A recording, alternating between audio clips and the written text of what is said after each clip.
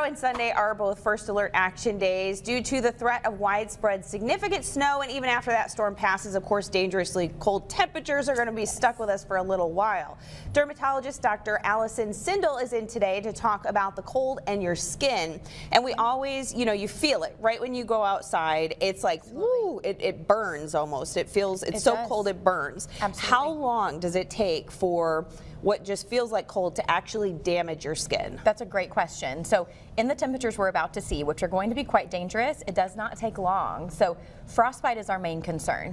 Whenever you're outdoors and you're in the exposure and you're in temperatures that are in the single digits with negative wind chills, frostbite can occur in as little as 15 minutes sometimes, definitely within 30 minutes when we're in those temperatures. So like you said, we feel that sting, we feel that cold, but if it starts to get very painful, if you're noticing your nose, your chin, your ears, your fingers, your toes are really starting to become quite cold and almost numb, you've got to get inside. You're at high risk for frostbite. Ooh, okay. And if someone suspects that they might have frostbite, what should they do? Are there immediate steps other than going to the ER, or do you just go straight? Depends on how severe. If you've been outside and you think you have a severe injury, I would go straight to the ER. I think that's the most important thing to keep you safe.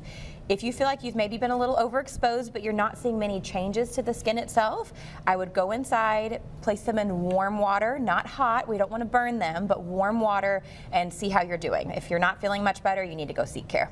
Okay, and you and I are both moms, so we know those little ones can stay outside and they seem impervious to the cold. But what should parents keep in mind when their kids are out sledding or making a snow fort or doing any of the fun things that they're going to want to do? That is a great question. So in general, kids under 5 really should take breaks in the warm every 30 minutes. I know that is tough when you have kids who want to sled, who want to build a snowman, but we are looking at dangerous temperatures. So every 30 minutes or so, try to get them inside, get them a break.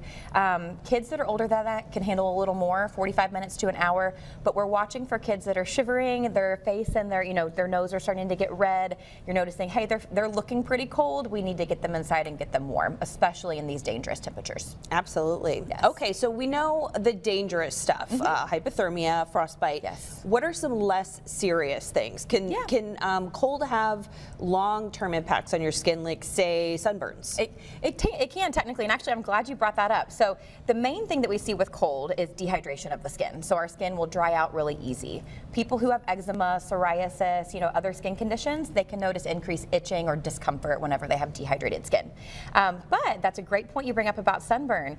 Let's say once we get past this winter storm event and we have this blanket of snow that sounds like is not going to go anywhere quickly, and bright sun. That sun can reflect off the snow and we can actually get sunburn while we're out there playing. So very important to still wear your sunscreen even in the cold.